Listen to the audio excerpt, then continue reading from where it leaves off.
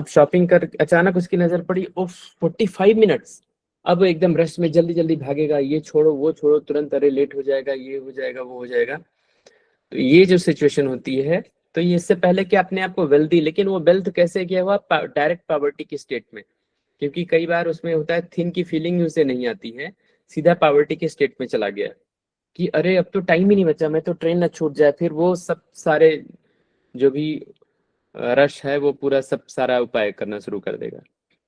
तो यहाँ पर हम इसको वेल्थ लेते हैं, किससे पहले, नहीं नहीं डॉक्टर साहब सब कुछ है, कोई दिक्कत नहीं, भगवान का दिया हुआ सब कुछ हमारे पास है, ऐसी कोई बात नहीं, बस ये थोड़ी सी एक कमी हो गई जो उसके लिए आना पड़ा। तो इसको हम डिलीजन ऑफ वेल्थ में इसको काउंट करेंगे इस तरीके से, जो पेशेंट जो आके बोलेंगे इस तरीके से। ऐसे और भी कई एग्जाम्पल हो सकते हैं कि जैसे वो वेल्दी कई चीजों में अपने आप को मान सकता है, वेल्थ मतलब कि कोई जरूरी नहीं कि पैसे से ही वो संपन्नता हो, उसकी फैमिली परिवार या हेल्थ उसको लेकर के।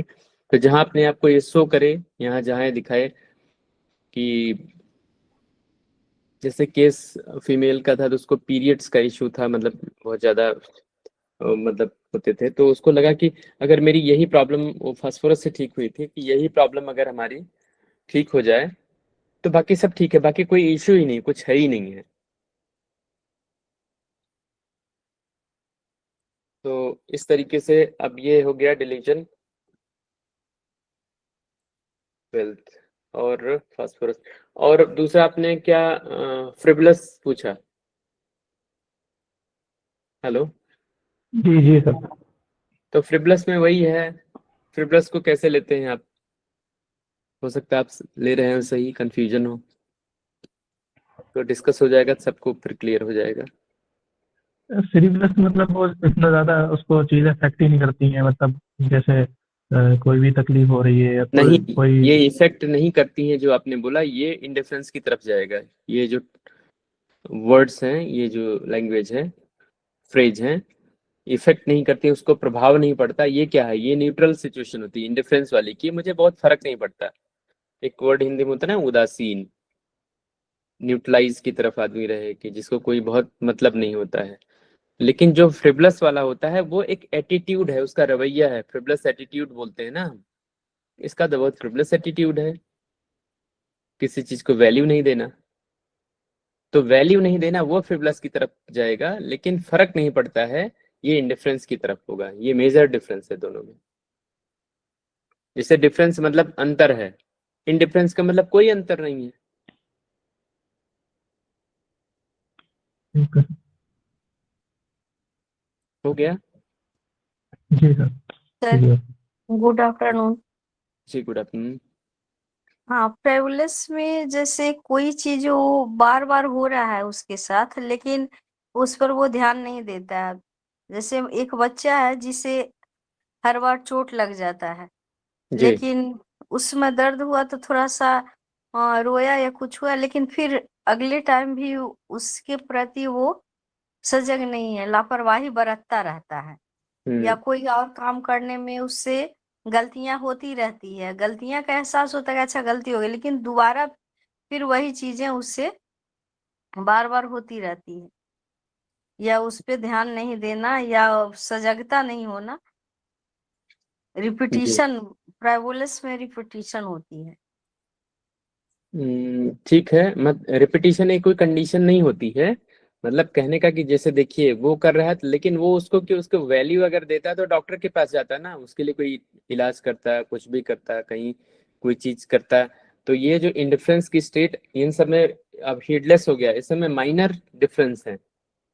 जैसे हीडलेस का मतलब अभी जैसे हो गया है, तो वो सुन तो रहा है लेकिन उसको ध्यान नहीं दे रहा, जैसे बहरा हो गया है, रिप्रीमेंड्स वाली जैसे सिचुएशन है वैसे हो जाता है। और फ्रिवलस और इंडिफरेंस का मतलब ये हो गया कि इंडिफरेंस का वो चीज चल तो रही होती है, लेकिन उसका उसके ऊपर फर्क नहीं पड़ रहा होता है। फ्रिवलस में है, उसको वो दर्द भी है, उसको वो एहसास भी है, सब कुछ है, लेकिन चूंकि उसके नेचर में एक फ्रिवलस एटीट्यूड है कि वो उसको बहुत ज्यादा वैल्यू नहीं देता है, ठीक है आज कर लेंगे चलेंगे। इंडिफरेंस वाला ऐसा नहीं बोलेगा, उसको तो ठीक है फर्क ही नहीं पड़ रहा है, लेकिन फ्रिवलस वाला ठीक है, आज आज छोड़ो, आज लेट हो गया है, कल चले चलते हैं, कल ये काम कर लेते हैं, कल शॉपिंग कर लेते हैं, कल चले चलेंगे। फिर कल आया, आज आज तो चलो कोई बात नहीं, इतना कोई जरूरी नहीं है, कल चले चलेंगे, उसमें क्या हो गया। इस तरीके से होता है फ्रिब्लस में। तो लगभग जो आपने बताया सब सिमिलर हैं, थोड़े थोड़े डिफरेंस है बस। तो बहुत कोई कंडीशन नहीं है कि रिपीटिशन जैसी बातें इस तरीके से नहीं, मतलब कहने का उसके वो एक एटीट्यूड होता है, जैसे फ्रिब्लस स्वभाव एटीट्यूड बन जाती, उसकी स्वभाव बन जाती जी, है। उसकी वो चीज नेचर में आ जाती है। जैसे आदमी चल रहा है राह चलते, अच्छा डॉक्टर साहब क्लिनिक दिखी, लो चलो आज दवाई ले लेते हैं। और कैसे, ओ सर ऐसे देखा आज की क्लिनिक आपकी खुली थी, मेडिसिन लेने आ गया। ये उसका फ्रिब्लस एटीट्यूड हो गया, ये इस चीज से होता है फ्रिब्लस, इसको हम ऐसे काउंट करेंगे, उसके एटीट्यूड उसके नेचर में वो चीज इनबिल्ट हो जाती है। और बाकी सर कोई पेशेंट अगर आता है कुछ दिन के बाद, अजय मौजू सर थोड़ा वेलकम कर दीजिए सर को। तपन सर, कोई भी, अमीन क्रिस्टी सर थोड़ा म्यूट कर दीजिए सर, सेशन को स्टार्ट होने दें। अजय मौजू सर, जवाहरलाल सर, कोई भी सर को वेलकम करके स्टार्ट कर दीजिए सर।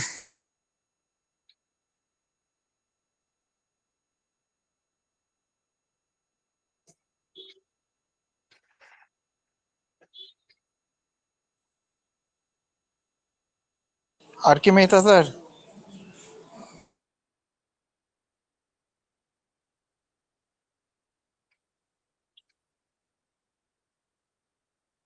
अभी म्यूट है लोग, मतलब वो हाँ हाँ बहुत सारे लोग हैं नहीं। ठीक है सर, आज का कोई सेशन बात आप ही स्टार्ट कर दीजिए सर। हाँ वेलकम, ऐसी कोई बात नहीं होती है वेलकम वगैरह ये सब फॉर्मेलिटीज। सो हम पेज नंबर 75 से आई थिंक शुरुआत थी, अननेचुरल आउटलेट्स।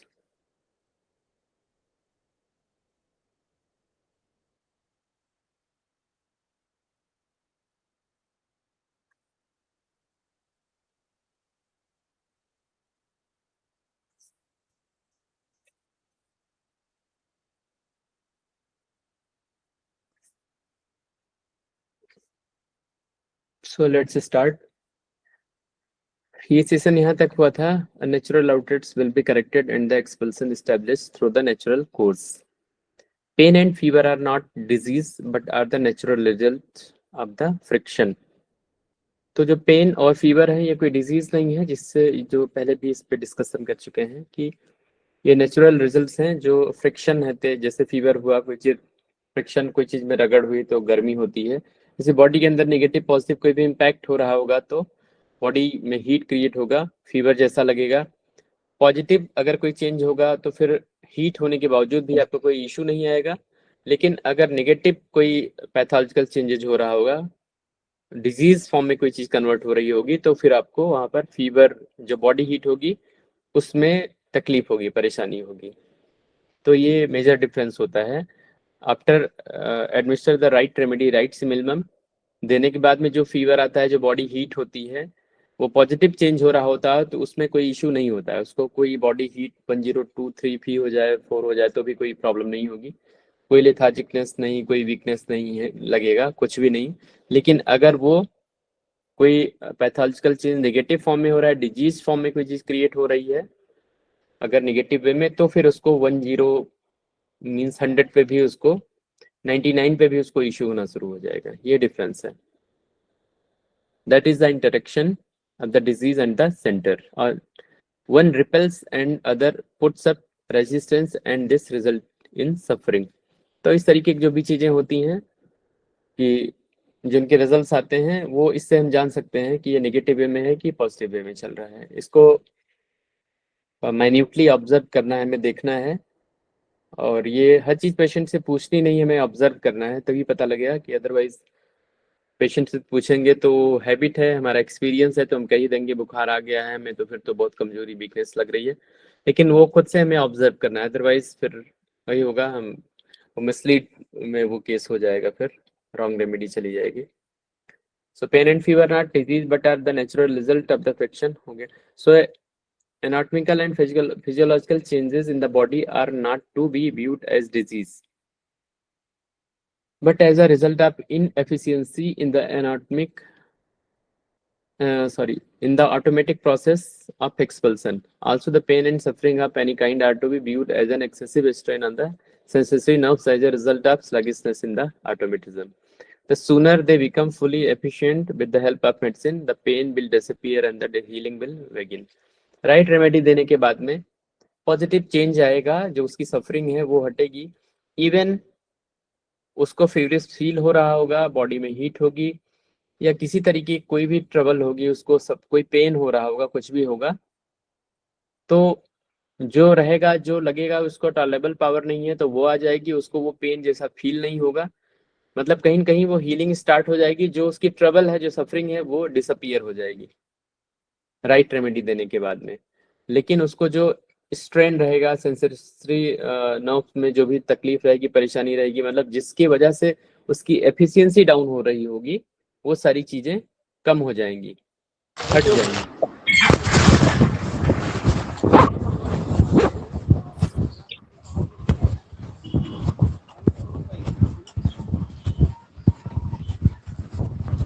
आप अपना म्यूट कर लेंगे mic.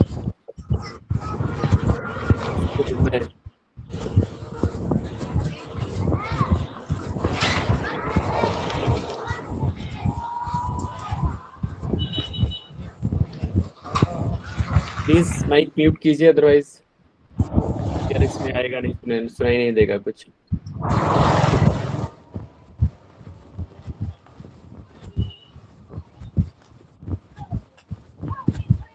Here it is important to note that according to the natural physiology of the body, as one sees it, it is in reality in the nature of the body of light words.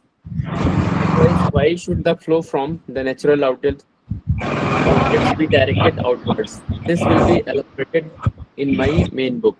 इसके बारे में sir की जो main book है उसमें elaborate किया गया है। तो natural physiology of the body है, इस टाइप के और भी symptom. As we know, each cell in the body has a nucleus, the life of energy, flows out from it and spreads throughout its whole body. Up to its borders, म्यूट करिए Shubman Shah sir, from its center. Common sense therefore accepts the existence of the scientific background behind the idea that the body as a whole must also have a center which runs the entire show, that is the general maintenance, repair, protection, prevention, growth, etc. The scientific explanation will be given in the main book. अब देखेंगे main book में इसके बारे में पूरा detail बताया गया है। और आगे अभी हम यहाँ पर इसके अकॉर्डिंग चलते हैं जो यहाँ बताया गया है। The struggle for liberation as stated above is of two types, that is acute and chronic. Here you will kindly notice that the definition of acute and chronic given by me is quite different from the one already known to the profession. इससे पहले chronic और acute का इस session में हो चुका है। In acute, the process of expulsion remains for a fixed period of time, that is for 3, 5, 7, 9, 11, 13, 15 days. जो प्रैक्टिस में है उनको तो ये आइडिया है, लेकिन जो न्यू है उनके लिए ये है कि ये जानना जरूरी है, जो एक्सपल्सन्स होंगे वो एक फिक्स पीरियड के लिए होता है, वो 8 नंबर्स में होता है हमेशा। 3 डेज होगा, जैसे कोई ट्रबल आएगी तो आज स्टार्ट हुई है, जैसे कोल्ड हुआ तो आज स्टार्ट होगा फर्स्ट डे, और जो सेकेंड डेज होगा वो पीक आ जाएगा फिर उसका। अगर 3 डेज में फिनिश होनी है तो थर्ड डे उसका सेकेंड डे पीक होगा, कोई चीज ऐसे पीक पे जाएगी, थर्ड पे डाउनफॉल होकर के फिनिश हो जाएगी। 5 डेज पे अगर होना है, 5 डेज तक अगर उसे चलना है तो उसका जो थर्ड डेज होगा वो पीक पे आएगा। फर्स्ट सेकेंड थोड़ा नॉर्मल ग्रेजुअली पुशअप होगा, बर्स्ट होगी सिचुएशन, उसके बाद थर्ड पे एकदम पीक जाएगा, फोर्थ डाउन, फिफ्थ पे फिनिश हो जाएगी। तो जो भी एक्सपल्सन होंगे ये सारी ऑड नंबर्स में होंगी ऑलवेज। ये फिक्स्ड पीरियड है, 3, 5, 7, 9, 11, 13, 15, 17, 19 जो भी होगा ऐसे ही होगा। इवन ये कई बार मिनट्स में भी हो सकता है और आवर्स में भी हो सकता है, तो वो हमें उस चीज का ध्यान देना है, लेकिन वो उतना नहीं समझ में आता है। बट ये नंबर्स डेज वाले क्लियर हो जाते हैं। जैसे कोई पेशेंट बोला कि मुझे कोई ट्रबल, जैसे maybe cold cough start हो गया आफ्टर गिविंग द रेमेडी। तो अब आप पूछिए, मान लीजिए आपको उसने फोन किया, थर्ड डे फोन किया, 2 दिन उसने वेट किया, तो आपको ये पूछना पड़ेगा। अब इमीडिएट आप कुछ बता नहीं पाएंगे, आपको पूछे कि ये आपको कब से स्टार्ट हुआ है, तो क्लियर जानना जरूरी है अभी। और पूछेगा इसलिए कब तक चलेगा, कैसे क्या है, तो आप हमें राइट टाइम अगर पता रहेगा तभी हम बता पाएंगे। इससे पेशेंट को भी कॉन्फिडेंस आता है कि ठीक है, मतलब जो बता रहे हैं, और उस टाइम पे जब आप बताएंगे वो टाइमिंग उससे फिनिश हो जाएगी। जैसे आज उसने थर्ड डे फोन किया, तो आप उससे पूछिए कि ये बताइए, और इवनिंग में मान लीजिए फोन किया है सेकेंड हाफ में, तो पूछिए अभी कब, तो बोलेगा परसों स्टार्ट हुआ था, आज तीसरा दिन है। तो बोलिए कि पहले जब स्टार्ट हुआ था तो कैसा था, नहीं पहले तो हल्का था पहले दिन। फिर बोलिए सेकेंड, तो अगर बोले कि नहीं नहीं दूसरे दिन तो बहुत बुरा हाल हुआ था, आज आज थोड़ा कम है लेकिन फिर भी अभी प्रॉब्लम चल रही है। अब उसको ये इसलिए फोन किया है कि डर लगता है कि अभी चली रही है, ठीक तो नहीं हुई, तो ये फिर प्रॉब्लम बढ़ जाएगी। तो अगर उसने बोला कि नहीं नहीं कल तो बहुत ज्यादा था, आज तो थोड़ा कम है उससे, तो बोल दीजिए ठीक है, आज ये शाम तक फिनिश हो जाएगी। इससे उसको लगेगा, और वो शाम को पक्का फिनिश हो जाएगी, तो ये लगेगा कि हाँ इसका मतलब सही है। तो इससे कॉन्फिडेंस बिल्टअप होता है पेशेंट का। अगर वो बोले कि सेकेंड डे फोन किया है, नहीं नहीं आज तो बहुत ज्यादा है, एकदम बहुत बुरा हाल है, तब उसको बोलिए कि मे बी ये कल ठीक हो सकता है, अगर इससे ज्यादा नहीं बढ़ता है तो। लेकिन अगर लगता है कि उससे ग्रेजुअली ये धीरे धीरे धीरे धीरे, अगर लंबी कोई चीज चलने वाली है तो ग्रेजुअली वो सिचुएशन, वो एक्सपल्सन का जो पीरियड है, फेज है, वो बढ़ते जाएगा, धीरे धीरे बढ़ते जाएगा। फर्स्ट डे थोड़ा कम रहेगा, सेकेंड और बढ़ेगा, थर्ड और बढ़ेगा, लेकिन उस दौरान कहीं न कहीं जो वेलनेस की स्टेट है वो बनी रहेगी। लेकिन कई बार जैसे लोग पूछते हैं कि फीवर है, अभी ठीक नहीं हुआ, कहाँ से इलाज करा रहे हो, खास करके टाइफाइड वगैरह जैसी चीज में होता है, अभी भी चल रहा है, अरे हाँ अभी डॉक्टर ने बोला है कि भी टाइम लगेगा। तो ऐसे पेशेंट जो है वो इम्पेशेंट हो जाता है, इसलिए उसको समझाने बताने के लिए हमें ये जरूरी है बताना कि अभी थोड़ा सा टाइम लगेगा, अभी वेट कर लीजिए। लेकिन अगर उसको हम ड्यूरेशन प्रॉपर बता देंगे कि आज ये ऐसे है, लेकिन उसके पीछे हमें ये सिस्टम, ये साइंटिफिक, ये जो डेटा है ये हमें पता रहेगा, तो ही हम किसी को सही बता पाएंगे। इसलिए ये जानना जरूरी है। ये कभी भी सम नंबर्स में नहीं होगा, ऑलवेज ये ऑड नंबर्स में ही होगा। आप प्रैक्टिस में होंगे तो देखिएगा, ये एक्सपीरियंस में ऐसा होता है, और जो भी एक्सपीरियंस करेंगे तो फिर देखिएगा भी। And passes of its own accord without medical aid, और ये पास हो जाता है विदाउट एनी मेडिकल एड। कोई उसमें आपको कोई प्रिस्क्राइब हमें नहीं करना है, कोई मेडिसिन कुछ भी नहीं, ओनली प्लेसिबो। आप प्लेसिबो की फ्रीक्वेंसी, अगर लग रहा है पैनिक सिचुएशन है, मूवमेंट है, तो फ्रीक्वेंसी चेंज करवा सकते हैं। 2 बार है तो 4 बार करवा दीजिए, 4 है तो 6 करवा दीजिए, 6 है तो 8 बार करवा दीजिए, डिपेंड करता है किस टाइप की ट्रबल है उसकी। Gradually it starts, rises, reaches the peak and thereafter starts declining. इसका डिस्कशन पहले भी हो चुका है, बट अगेन हो रहा है। जैसे अभी हमने बताया कि ये ग्रेजुअली स्टार्ट होगा, राइज होगा, रीच होगा, टॉप जाएगा, पीक बनेगी, फिर वहां से स्टार्ट्स डिक्लाइन होना शुरू हो जाएगा। जैसे एक होता है माउंटेन, पहाड़ जैसा बनेगा, ऊपर जाएगा, फिर फॉल होगा, इस टाइप से start declining. If for example it is to remain for 3 days, on the first day it will be mild, but on the second day it will be at its peak, and third day will see its end. तो जैसा भी हमने example दिया वो इस तरीके से, ये इस तरीके से थर्ड डे एंड हो जाएगा। आगे होगा तो हिसाब से उसका टाइम बढ़ता जाएगा। If it is to be a 5 days duration, the third day will be the day of its peak, ये भी हमने अभी डिस्कस कर लिया। And of it is to last for 7, 9, 11, 13, 15 days, then 4th, 5th, 6th, 7th and 8th days respectively it will be corresponding peak day। जैसे से duration बढ़ेगा वैसे से उसका पीक टाइमिंग चेंज होता जाएगा। वो 4th हो सकता है, 5th डेज होगा, 6th, 7th एंड 8th, इस तरीके से होगा। तो अब देखिए 8th इसका पीक हो गया, मतलब 15 का अगर चल रहा है तो 8th इसका एकदम सेंटर जाके बनेगा, इसलिए इस हिसाब से दिया गया है। अगर 14 तक होगा तो 7th इसका सेंटर बनेगा, पीक बनेगा, इस हिसाब से इसको कैलकुलेट करेंगे। It is generally on the day of the peak or a day before the peak that the patient reports his increased stress, pains, etc. on his systems and tempts you to prescribe. But here you simply need to prescribe placebo and confidently keep quiet. जैसा कि हमने बताया कि आपको placebo से उसको manage करना होगा, समझा के बता के, और पेशेंट को आपके ऊपर कॉन्फिडेंस आना चाहिए, इसलिए इन सब का जानना जरूरी। लेकिन अगर आप फिजिशियन ऐसे बोलेगा हाँ आज तो जाना चाहिए था, इसे गया नहीं, अच्छा ठीक है देखते हैं, वेट करते हैं और एक आध दिन, फिर तो समझ लीजिए पेशेंट ही गया। उसको तुरंत इस टर्म से, इस लैंग्वेज से, इस तरीके की बात से लग जाएगा कि डॉक्टर ही श्योर नहीं है तो इसका मतलब पता नहीं क्या होगा। तो जब भी हमें बोलना है तो एक कमांडिंग, कॉन्फिडेंटली वे में, मतलब एक कमांडिंग होनी चाहिए बात में, कि मतलब लगे कि हाँ ये चीज जैसा हम कहेंगे वैसा ही होता है, वैसा ही होगा। कि ठीक है, कब से स्टार्ट हुआ है? कल से स्टार्ट हुआ है, कोई बात नहीं। आज कैसे है? आज तो बहुत ज्यादा बुरा हाल है। ठीक है, अगर ये लग रहा है आज बहुत ज्यादा है तो मे बी ये कल सुबह आप उठेंगे, हल्का सा भी कम हुआ तो ये कल शाम तक फिनिश हो जाएगा। तो इससे पेशेंट भी जानेगा अरे डॉक्टर को तो पहले से ही बताया है सब, वो जैसे मेडिसिन उनकी सुनती हो। तो इससे कॉन्फिडेंस लेवल बूस्ट अप होता है पेशेंट का, तो वो बना रहना जरूरी है। From the next day or the day of treat, the decline is bound to ensue. Mostly in 80% of cases, the illness lasts for 5 days, in 10% of 3 days, and in the remaining of 7 days.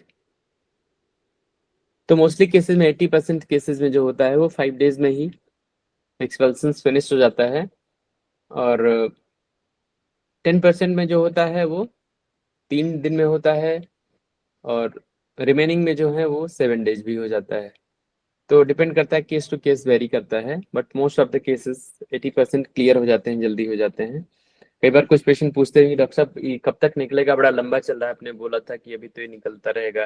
खास करके eczema हो गया, skin की trouble है और कुछ होता है तो वहाँ ऊजिंग वगैरह होती है, तो पेशेंट जो होता है उसका पेशेंस लेवल कम हो जाता है। खास करके ये जो स्किन और अस्थमा के केसेस हैं, इनमें ट्रबल होती है। अस्थमा खुद आदमी को फील होता है, ब्रीथिंग इश्यू होती है, उसको खुद को कंफर्टेबल नहीं होता है, इसलिए वो उसका पेशेंस कम होता है। और स्किन की ट्रबल में सोसाइटी समाज देखते हैं, अरे अभी कहाँ यहीं अटके हुए हो, फंसे हुए, अरे वहां दिखाते फला डर्मेटोलॉजिस्ट को, उसको तो अब तक क्लियर हो जाता, सब साफ हो जाता।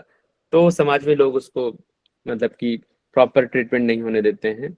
तो इन सब का ध्यान रखना चाहिए। मोस्टली मैं तो ये दोनों केसेस को बोल देता हूँ, पेशेंस है तो इलाज शुरू कीजिए, अदरवाइज मत कीजिए, क्योंकि प्रॉब्लम बढ़ेगी तो आप बोलेंगे ये अभी हटाइए, इसको जाना चाहिए, वो ऐसा हो नहीं पाएगा कि इमीडिएट हो जाए। और कभी भी इन दो केसेस, मेरा एक्सपीरियंस है, मैंने देखा है, लोअर पोटेंसी से स्टार्ट कीजिए, 3CH से स्टार्ट कीजिए या फिर 3X से स्टार्ट कीजिए या 0/1 से स्टार्ट कीजिए। इन दोनों से मतलब आप इससे अपर लेवल के उसमें मत जाइए, अदरवाइज ट्रबल बढ़ जाएगी, फिर वो मैनेज करना मुश्किल होता है थोड़ा।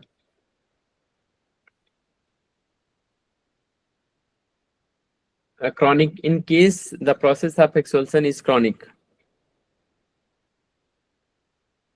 In case the process of expulsion is chronic, it will persist and will not follow any law. जो क्रॉनिक डिजीज में होगी इसमें कोई लॉ फॉलो नहीं होता है इस तरीके से। अभी देखिए, now after the remedy is given, it is expected to change its behaviour and take the same course as is taken by the acute sickness, exactly as narrated above. In other words, it means that the remedy, if it is correct, must change the nature of sickness, that is from chronic to acute. Chronic acute में difference है। acute में तो जो अभी हमने discuss किया लगभग उस तरीके देखेंगे। हालांकि क्रॉनिक में भी कई बार ऐसे सिम्टम्स कहीं कहीं आते हैं, लेकिन यहाँ एग्जैक्टली लगभग सेम जैसा नहीं होता, कोई रूल इस तरीके फॉलो नहीं होता है। लेकिन राइट रेमेडी देने के बाद मतलब जो एक्सपेक्टेड जो चेंज आता है वो आना चाहिए कि बिहेवियर में चेंज। जैसे मैंने आज ही केस देखा तो उसमें मैंने मेडिसिन दिया, ट्रबल थी ज़्यादा, लेकिन फिर भी after giving the 5 to 7 minute से मैंने पूछा तो पता लगा कि जो एक डर, एक पैनिक थॉट था जो मन में बहुत ज़्यादा, जो डिप्रेस फीलिंग थी और जो डर था, जो मतलब फेस पूरा एक्सप्रेशन ही चेंज हो गया विद इन ठीक 10 मिनट से पहले ही चेंज होना शुरू हो गया। और आफ्टर 15 मिनट पे तो पेशेंट ने बोल दिया कि मतलब मुझे खुशी हो रही है अंदर से, अच्छा लग रहा है, मतलब इस तरीके की फीलिंग। तो ये चेंज आ जाना चाहिए। ये क्रॉनिक केस है तो इसलिए इसमें इस तरीके के मतलब सिम्टम जो हमें दिखे। फिर मैंने दूसरे केस को भी साथ में देखा, तो उसमें भी जो ट्रबल मतलब वो भी 1 साल से पहले थी, जो डर बहुत ज्यादा, और वो बात करते करते वो बताने का जो तरीका था, वे आप जो टॉकिंग, अपनी चीजों को एक्सप्रेस करना, जैसे लग रहा है विदाउट एनी ब्रेक एकदम चीजें बताते चले जाना, पूरा पूरा सब कुछ खत्म ही नहीं हो रहा है, मुझे लग रहा है ये हो रहा है, वो हो रहा है, इसकी डेथ हो गई, उसकी, मैं कुछ भी खोलता हूँ मुझे ऐसा मिलता है, तो मैं देखता हूँ। तो वो भी 10 मिनट से पहले ही लगा कि मैंने पूछा और कुछ नहीं सर, अब कुछ समझ नहीं आ रहा क्या बताऊं, मतलब लग रहा है जैसे अब दिमाग में कुछ रहा ही नहीं, सब खत्म हो गया। तो ये इस तरीके से मतलब कि चेंज आता है। फिलहाल ये क्रॉनिक केस ही सारे थे दोनों, तो मैंने इसमें देखा इस तरीके से चेंज आते हैं। आप देखेंगे राइट रेमेडी देने के बाद ये चेंज आपको दिखेगा, टाइट नहीं होगी तो कोई चेंज नहीं दिखेगा। आप इसको कंफर्म पेशेंट से, कई बार पेशेंट ऐसा ना हो कि बोल दे डॉक्टर को उसके लिए कि नहीं नहीं कुछ तो आराम होगा ही, तो फिर पता लगा टाइम जाएगा, पेशेंट का जाएगा, आपका भी जाएगा। तो आप श्योर पूछिए और फिर वो चीज सामने दिखेगी आपको। तो ज्यादा आपको जो दिख रहा है, जो आप फील कर रहे हैं, उसको ज्यादा वैल्यू दीजिए। तो मैं देख के जान जाता हूँ, फिर पेशेंट से उसको रिकन्फर्म करता हूँ, तो बोलता है हाँ हाँ ये तो चेंज आ गया। तो राइट रेमेडी देने के बाद में डेफिनेटली ये चेंज आता है।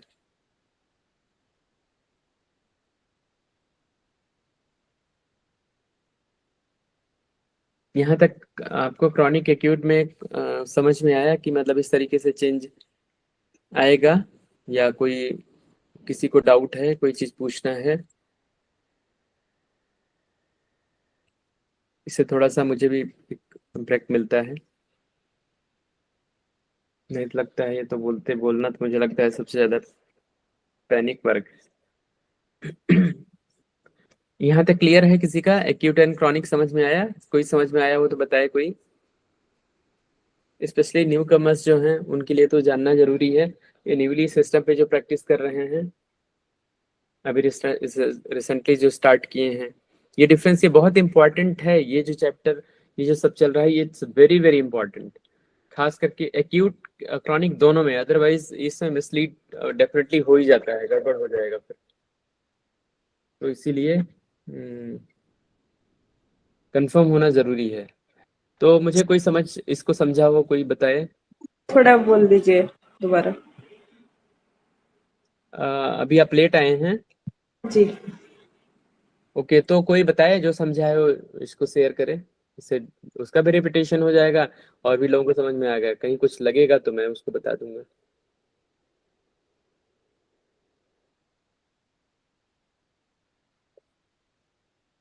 बताइए, इतने लोग ज्वाइन किए हैं, कोई भी बताए। इसका हल अगर नहीं जो बता पाएगा, तो नहीं समझ में आया उसे, फिर चैप्टर मतलब करने का मतलब क्या रहा? ये इसलिए इस तरीके से मैं हर एक चीज को स्लो वे में, कि जो समझ में आ जाए, ये सब बहुत बहुत मायने रखते हैं। इस सिस्टम पे प्रैक्टिस में आएंगे तो लगेगा करे ये तुम्हें पता नहीं था, इसको फॉलो नहीं करेंगे तो केस खराब हो जाएंगे।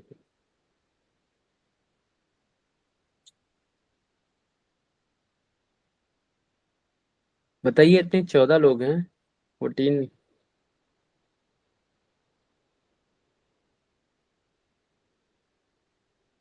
12, 13।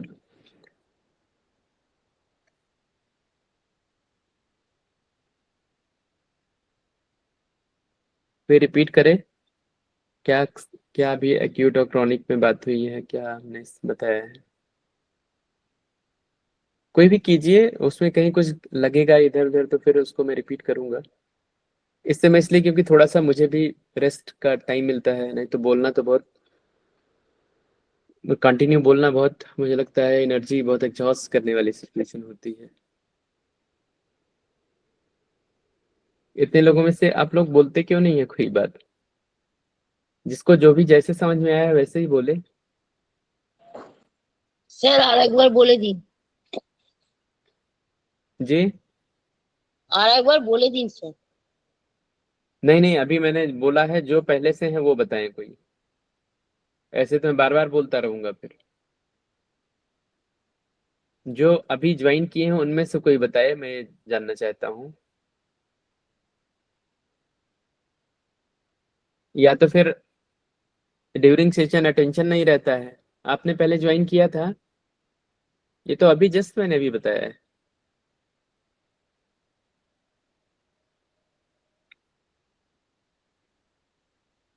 डॉक्टर मेहता साहब आप बताइए, आप पहले से ज्वाइन किए हैं? हाँ जी सर। आप बताइए, हाँ, लोगों को बताइए थोड़ा। एक्यूट में वही होगा सर कि कोई भी सिम्टम आएगा तो फर्स्ट डे थोड़ा सा होगा, सेकेंड डे कुछ हाई होगा, इसके बाद फिर तीसरा दिन से डाउन होना चालू हो जाएगा। जी और ये क्रॉनिक में कुछ ज्यादा समय धीरे धीरे बढ़ेगा और 2-4-5 दिन के बाद धीरे धीरे कम होगा या फिर नहीं भी कम होगा। जी। और क्रॉनिक में? क्रॉनिक में तो फिर कम होगा ही नहीं फिर बिना मेडिसिन का। एक बार मैं इसको अगेन रिपीट कर देता हूँ। देखिए, क्रॉनिक में और एक्यूट में डिफरेंस ये है कि एक्यूट वाले में तो फिक्स क्राइटेरिया, फिक्स डेज है, 1/3। Excuse me, hello. जी जी अंकल जी, मैं नंबर दे दिया हूँ, एक बार बात करके फिर वो जैसा होता है बताते हैं। जी जी हाँ हाँ, मैं सेव कर लिया हूँ अभी। जी ठीक, ओके ओके, थैंक यू।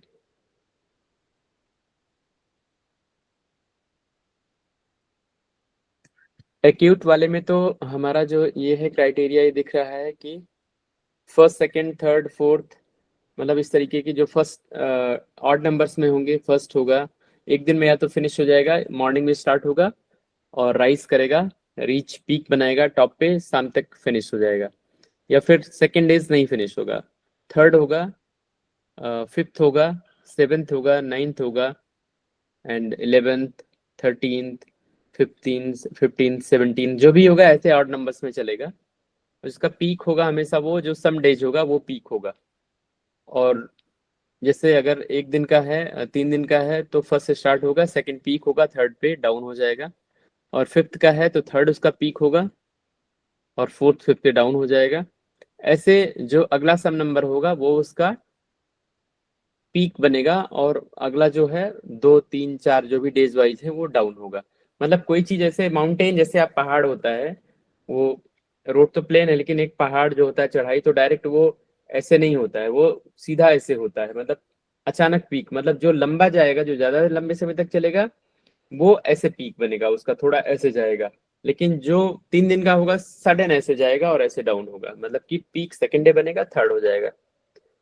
लेकिन जो अभी 5 डेज का होगा तो ऐसे हो जाएगा, थोड़ा सा ऐसे डाउन होगा, यहाँ जाके पीक उसका बनेगा, फिर यहाँ डाउन होते होते यहाँ तक कवर करेगा, क्योंकि उसका उसका उसको डिस्टेंस कवर करना है, उतना टाइम जाना है। तो ये तो एक्यूट में हो गया, ये सेट पैटर्न है, एक्यूट में ये ऐसे होना ही है। ये घंटों में भी हो सकता है, ये मिनट्स में भी हो सकता है, बट उतने लेवल पे हमें माइन्यूटली ऑब्जर्व करना आना चाहिए। ये जैसे हमेशा ऑड डे में आता है सर ना? ऑलवेज ऑड नंबर्स में ये होगा। हाँ, ऑड नंबर में। जी।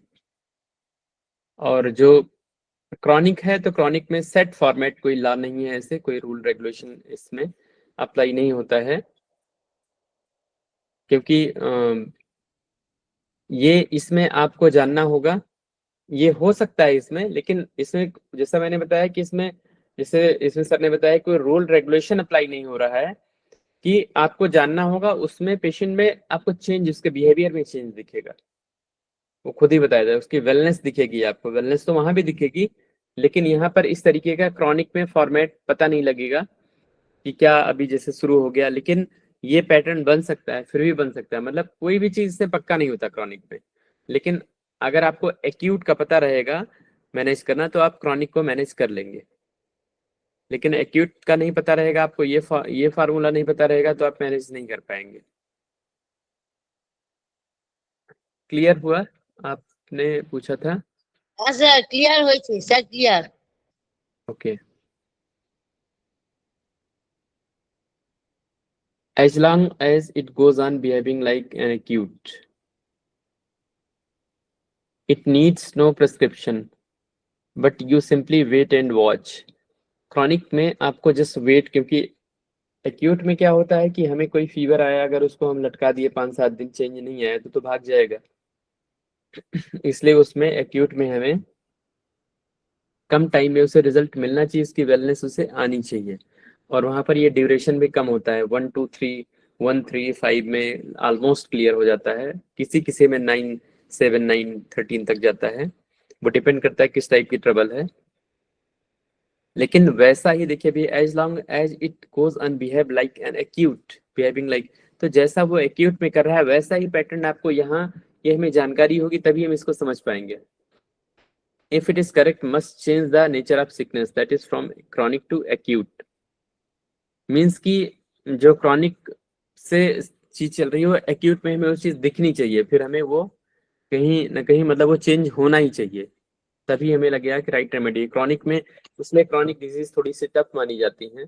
एक तो लेयर वाइज का इश्यूज होता है कि किस लेयर में कौन सी, ये भी चैप्टर में पीछे हम स्टडी कर चुके हैं कि कहीं एक बीमारी के बाद दूसरी, तीसरी, चौथी, पांचवी, सातवीं में भी हम 9th लेयर को ट्रीट कर रहे हो, तो उससे पहले जो 8th लेयर तक डिजीज है वो सिमिलरली बैक टू बैक ऐसे होते हुए हो जाएगी।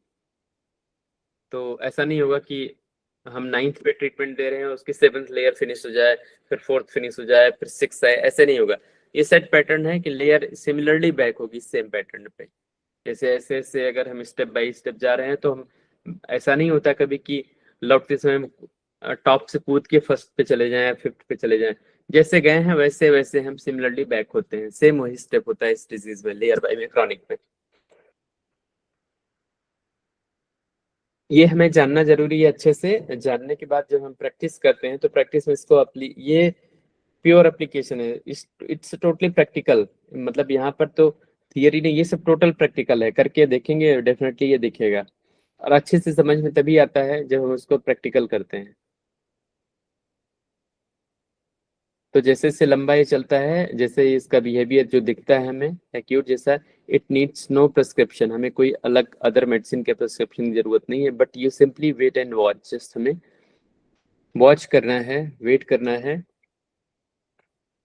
और अगर लगे कि सफरिंग ज़्यादा है या जो भी पेशेंट को लग रहा है कि अरे अभी, तो फिर आप उसको मैनेज कर सकते हैं प्लेसिबो के through. It is here that the danger of fall is greatest. Means जो आदमी, जिसे कहते नहीं कि न्यूज वगैरह सुनते हो तो रेडियो में आता था, तो हम पहले छोटे थे सुनते थे तो उसमें अक्सर ये आता था अब वो खतरे से बाहर है, तो समझ में नहीं आता था खतरे से बाहर की बात क्या मतलब है। मतलब उतना ब्रेन डेवलप नहीं था, तो ये लगता था कि किसी का एक्सीडेंट हुआ, किसी की डिजीज हुई, कुछ भी हुई तो न्यूज में आता था, तो ये हुआ कि अब वो खतरे से बाहर है। तो अब ये देखिए ये टर्म है कि खतरे से बाहर, मतलब कि अब आप डेंजर जोन से बाहर हैं, अब आपको यहाँ पर डेंजर नहीं है, तो आदमी उस जोन से बाहर हो जाता है। रूब्रिक कौन सा है इस तरीके का, एक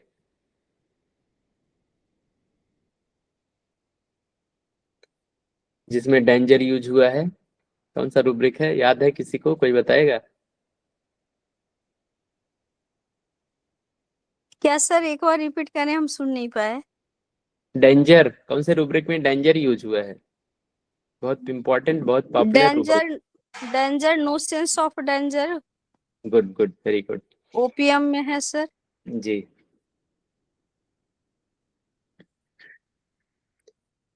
it is here that the danger of fall is greatest, वो डेंजर है जो डाउन होना चाहिए, वो बड़ी चीज होती है वो। Because in these passing phases, which last over a period of time during which pictures of many medicines may appear, stay for a short time and then pass off, followed by another drug picture, a peculiar, ये बहुत important है, peculiar picture में tempt want to prescribe and spoil a well begun case। इसमें से ये बहुत important है इतना, और ये अक्सर ये होता है कि जैसे पेशेंट को हमने मेडिसिन दे दी, अब उसको सिम्टम्स आए कुछ, कई बार पेशेंट आके बोलने लगा, पहले में भी आपने कोई भी रेमेडी दिया हुआ वो जो भी है, और आके पेशेंट सेकेंड टाइम में आपको फॉलोअप में बोल रहा है, डॉक्टर साहब क्या बताऊं, मैंने गलती कर दी थी उस दिन, पार्टी में खाया नहीं होता ना तो मैं बिल्कुल बीमार नहीं होता, बिल्कुल मैं ठीक रहता, बहुत गलत किया पार्टी में उस खा करके, मुझे बिल्कुल अवॉइड करना चाहिए था। तो क्या करेंगे आप, क्या करते हैं, कौन सा रूब्रिक बनता है, कौन सी दवाई आती है?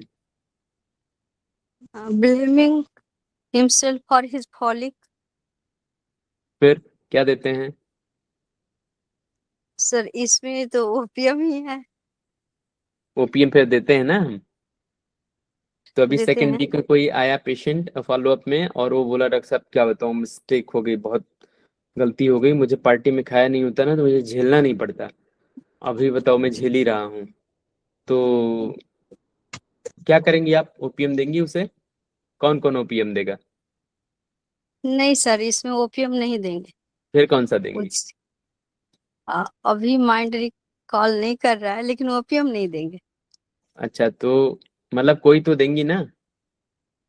हाँ सर, और भी इसमें साथ में और भी ये- कुछ तो बोलेगा ना, रहेगा। अपने आप को तो रॉन्ग सपोर्ट फील कर रहा है ना। मेरे ख्याल से हायोसियामस देंगे। जी, नहीं, और रॉन्ग कोई सपोर्ट बताइए। कर रहा है। ये तो बढ़िया कैसे? टॉपिक स्टार्ट हो गया है, मुझे उम्मीद नहीं थी ऐसे, लेकिन बताइए कौन कौन कौन देगा कौन medicine? Wrong support cases. Okay, और कोई? आप बताइए इसका जवाब। Wrong done, wrong suffered sir. इसका आंसर लगभग सबको देना है, आप बताइए कौन क्या लेगा? Sir wait and watch. और ये तो इंडिस्पोजिशन हुई ना सर। ओके, और कोई बताइए। इतने सारे लोग हैं, कोई बोलते नहीं है, तो फिर मुझे इंटरेस्ट नहीं बनता है कभी कभी मेरा, लगता है मैं नहीं, एक उसका तरफ टोन अगर डिलीरियम होना है तब तो ओपीएम ही दिया जाएगा, नहीं तो फिर नहीं कैसे।